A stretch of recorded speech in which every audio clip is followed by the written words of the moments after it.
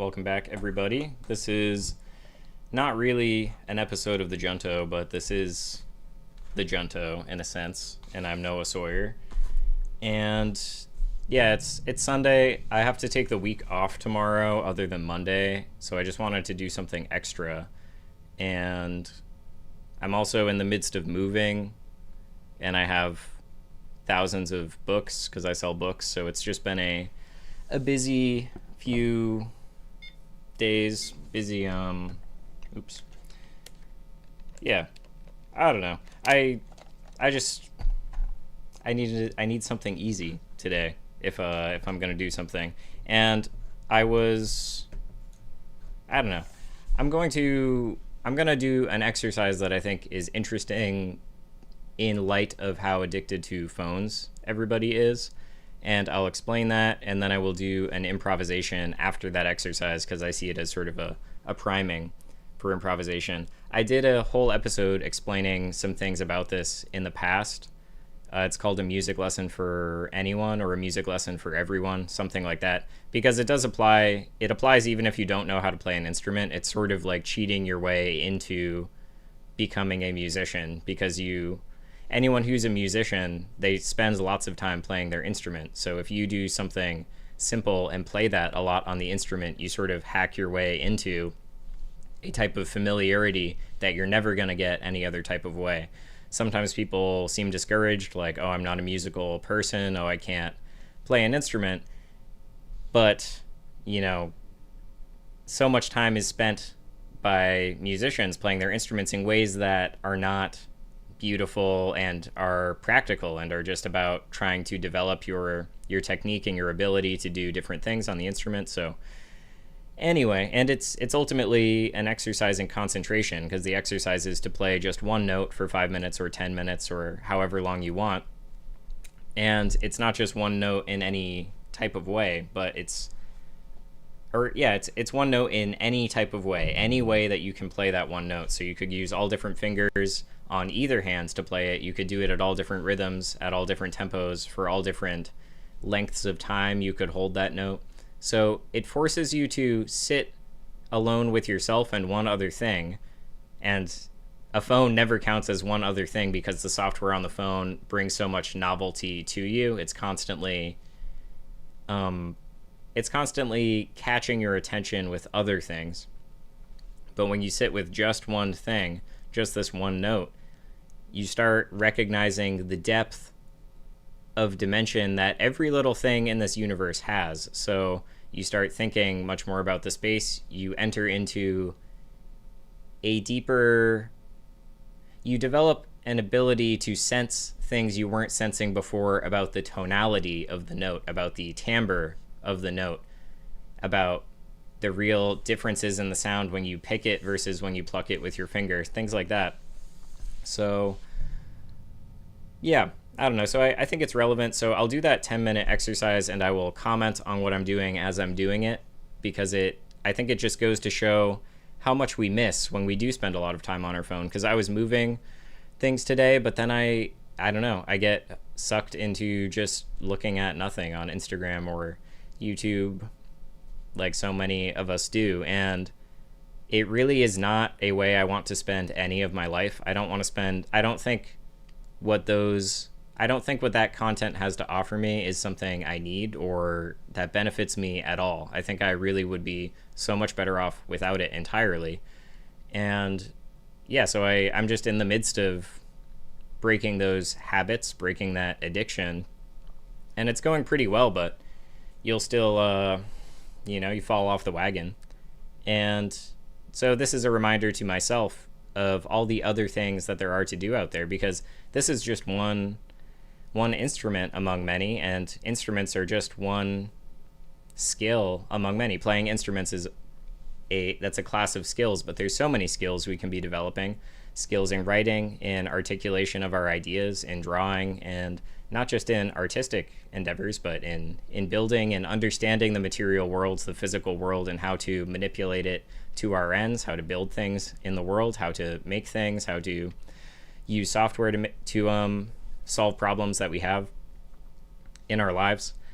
And I don't just mean writing software. I mean finding software that's been written that you can utilize in a way that might help you or help you get something done. So I think there's so much that the phones take us away from, and this is my little Sunday stream for the sake of, just remembering how much other stuff there is to do in this world.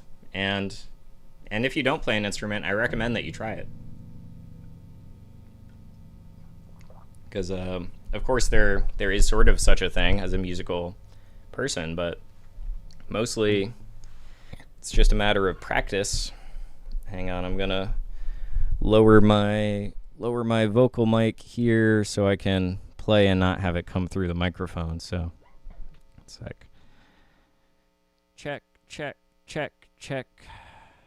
I think that should come through okay. I know it's a little quieter.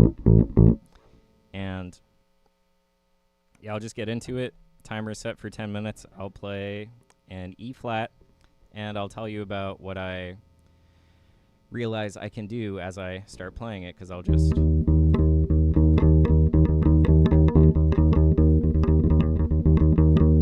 start playing. I like to start as simple as possible when I'm doing this exercise, so just playing with one finger.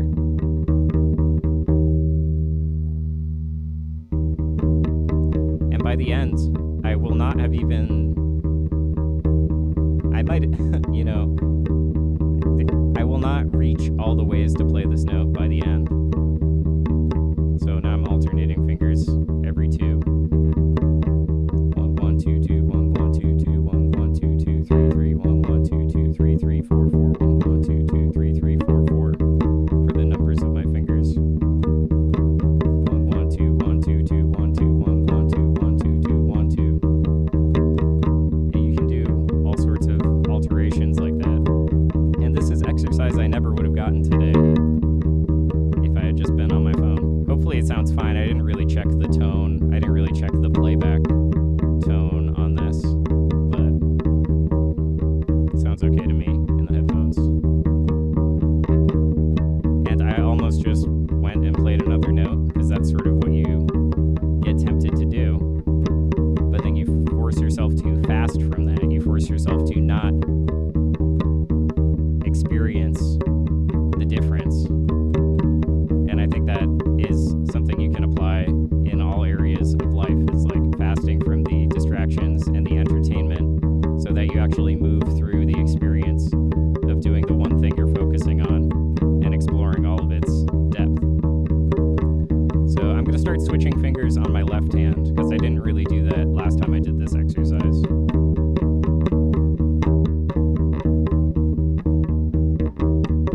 And that is a little harder. It's an unnatural thing. You don't really do it much when you're playing, but it does come in handy, and you do have to do it at certain times if you really have to switch your hand position, but you're supposed to play just that one note while you're doing that. And it's hard because you can't just play every area of the fret, so it gets fuzzy if you play in the wrong area. You're really supposed to be kind of precise with where you play. 1 2 3 4 3 2 1 2 3. Oh, that's hard. It's hard to talk while doing that.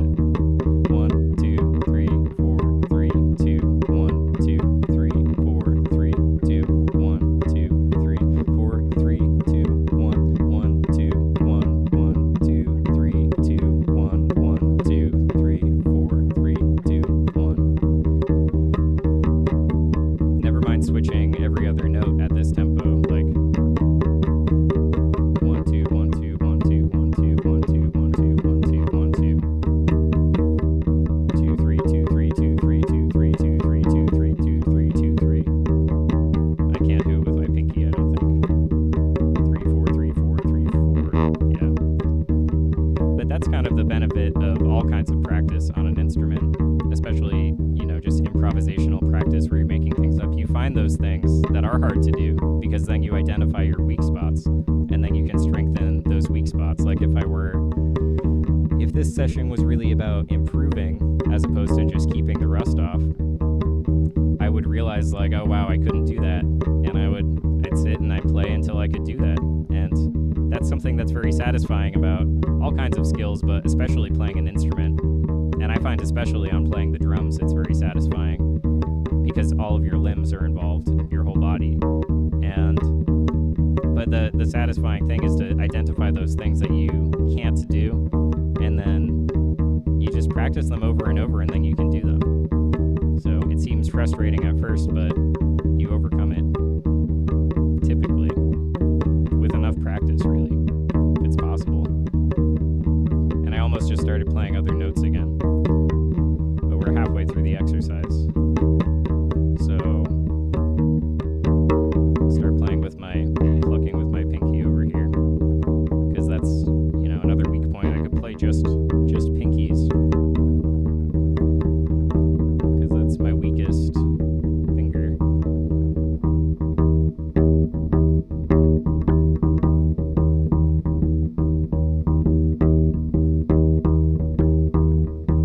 And seeing the limits of my rhythm capabilities here.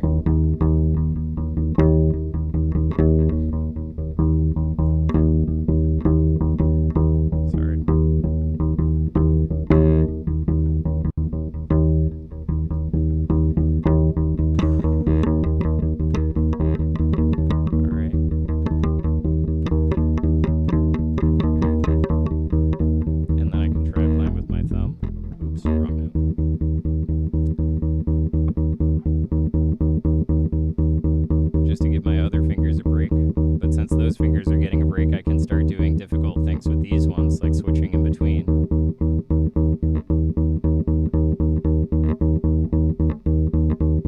And it's hard because you kind of start, this is an unnatural movement. I haven't practiced this very much. I'm just kind of realizing it's something I can do now. But you sort of start bending the string a little bit if you're not careful, and then you get the wrong note if you bend the string too much, so you have to be delicate with the movement.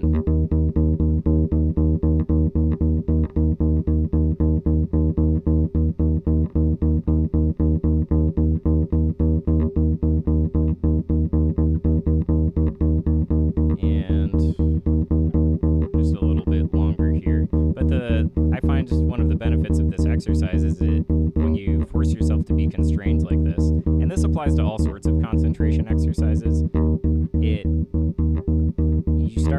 your brain starts searching for every exit in a certain sense. It starts searching for novelty within itself. So it starts imagining and creating things, and it creates a type of energy by doing that it wants to release. So I think it's a good way to prime yourself for a full-on improvisation that is free after this. And the way that applies to other types of concentration exercises, like if you say you force yourself to just write one sentence over and over and over, and it's a relatively potent sentence.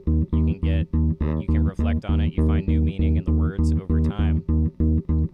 By the end, you might really want to write down your observations or the thing that was most striking about that. So it gives you a type of energy that is hard to come by when you're addicted to the phone, and the phone is constantly giving you a different type of satisfaction that overrules the satisfaction of creating things with your mind. So I'm going to switch to a different type of playing with my thumb.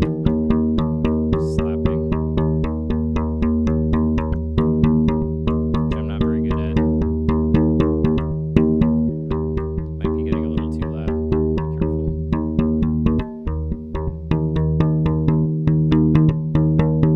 You can see how it sounds slapping in different areas.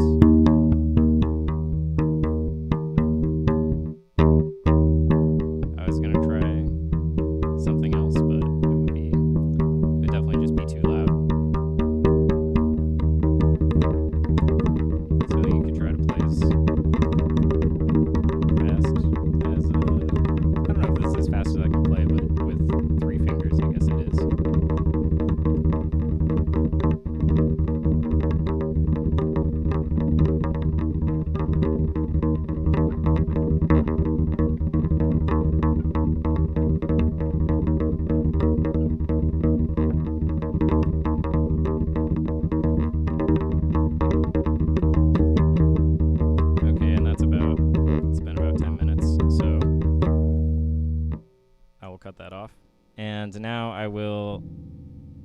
Now I'll just switch into, I'll stretch my hands for a second, my wrists, the muscles that go kind of all up in here start feeling tense.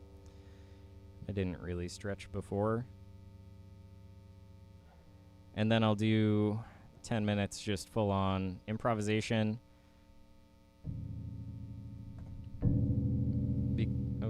Oops. Yeah, because yeah, I don't know. It's just I have to do it to keep the. I think everyone needs like an escape activity from when you're doom scrolling or something. There just has to be some other thing that you like doing that you can do that you're like, oh, I need to switch gears here for a second. And one other way I've been doing that is reading certain passages. Like, I just know that it's always going to be better if I go and read this other passage instead of doom scrolling on my phone. And lately that has been the part of the prayer section of the Catechism of the Catholic Church, talking about prayer and meditation and contemplation. And it just makes me realize, like, I don't want to be wasting my psychological faculty on something like scrolling. All right, so I bumped this. I'll adjust it a little.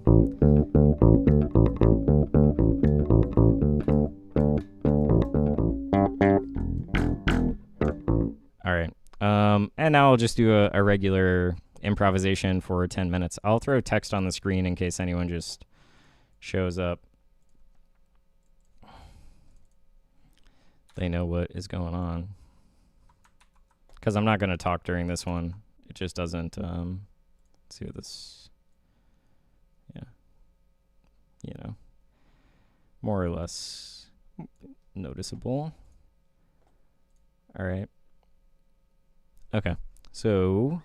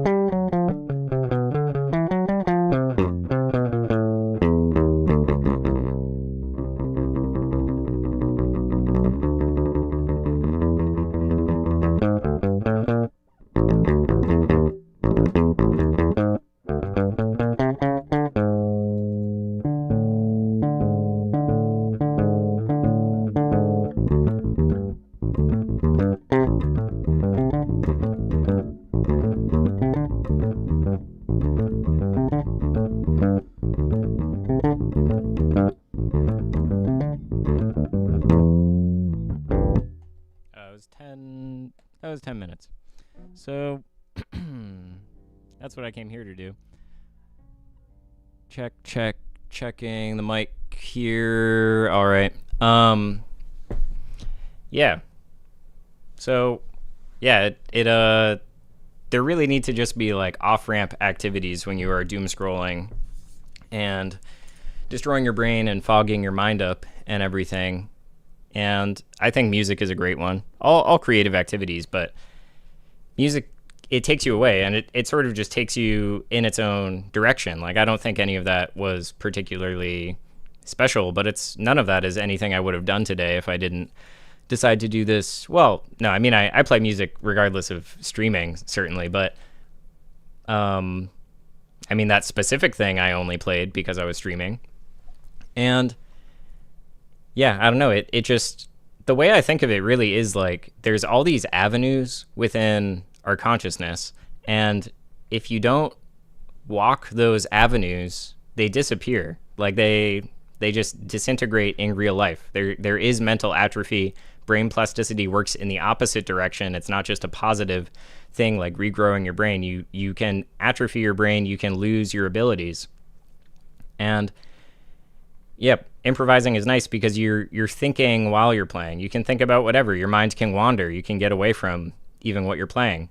And I don't know, you need to diversify those things that you're experiencing in your life. And I think I'll, just for the sake of it, I mean, this isn't a real episode of the Junto, but since I'm here, I will do one more 5-minute thing, just cause, and then I can call it a day because, I spent too much time on my phone today, and I did get a lot of good stuff done. And I wrote sort of a plan for an episode last night before I went to bed, something about the two things I think I'll talk about tomorrow are this idea of social distortion, where you distort your perception of someone based on what they're saying. Like what they are saying to you gets distorted in your own particular way, and there's an outward version of that too, where you assume you come across a certain way. And I was going to connect that to childhood, childhood social experiences, but particularly neglect. And I think we are all neglected by virtue of the culture that everyone lives in and is educated within. And I wanted to talk about the language prison and the concept of opinion now and how it is really degraded. But anyway, I'll do 5 minutes because I'm here, and then I will go to bed. So hope you enjoy it. If anyone has any questions about anything, let me know. I think at some point I probably will do like music lessons one-on-one or something, since I have this all set up anyway. Why not? But and also the other thing about improv is like you can't really, well, you can judge it too hard, and you should judge it too hard in many ways, but or you should judge it critically. However, when someone's practicing, anything goes. And this isn't a performance. This is me practicing and talking about practicing. So I'm trying not to feel too self-conscious about what it is that I play, because I don't know what I'm going to play until I do it. And plenty of this is not going to be good, but there are avenues that I want to walk down. I want to remember all the things I can play on the bass. And there's only one way to do that, and it's to play them. So with that in mind, I'll just get into it here.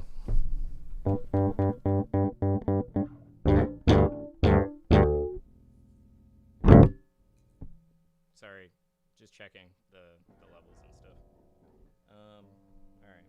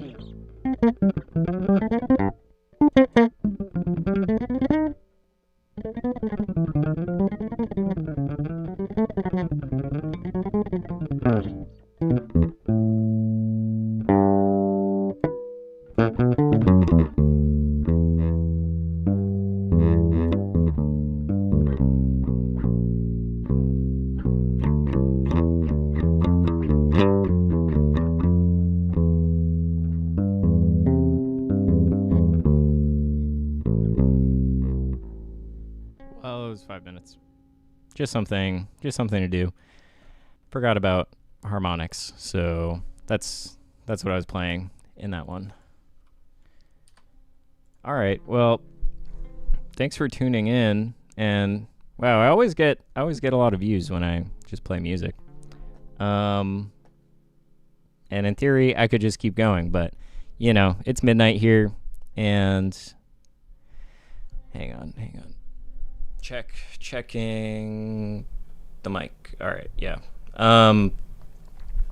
Yeah. There's something I was thinking about in there. Oh yeah. Just that it's nice to, I think about this with, when I'm playing with new people sometimes, or people I'm used to playing with in an improvisational context where we're just playing to play with no constraints, whether they are temporal or harmonic. And sometimes it's nice to drone or to play things over and over again, not like a proper drone, but to not move on too fast from whatever you're doing. Because I think there's this assumption when you're playing improv sometimes that everyone wants you to get on with the program and move ahead. But I think some of the nicest things I see in improv are when people find something interesting and to dwell on it and explore it in a way that is not redundant and not, something can be played a handful of times before it enters into any kind of redundance. And of course, the sonic experience of whatever they're playing is different for every person. So you reach that limit sooner or later for different people at different times. And yeah, I don't know. So that's something I was thinking about in there, because it's like sometimes, I think actually it probably would be more appealing to a lot of people if I just played in my improv here or elsewhere in a performance context. A lot of people would probably enjoy that dwelling on a motif, or that dwelling in an area, or that familiarity or comfort that comes with playing something pleasant over and over and over, because it's pleasant, I guess. But that as a performer of improvised music, sometimes you feel, you feel like you ought to move on. You don't want to dwell on anything too long. You want to keep it interesting, keep it novel. But sometimes the novelty is within what you find in that repetition, or in that drone, or in that space. For example, like just playing, I guess I'll pull it up real quick. Like if I'm, like when I was just playing harmonics, sorry if that's clipping. I haven't really done this a whole lot on stream. The the two audio inputs. But on the note that we were talking about earlier, where it's like, what if you just play one note? That was the exercise I did before for 10 minutes. And there's many ways to do that. Well, what if you just play two notes and they're just those two harmonic notes, and you, over the course of the 5 or 10 minutes that you fast from anything else and only play those two notes, you get a much clearer picture of the harmonic qualities of those notes.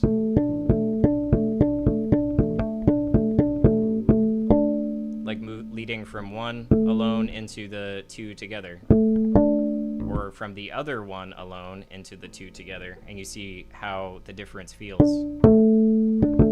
But probably not a great sounding example. I mean, if I changed the settings on my amp, it would probably sound a little bit nicer, but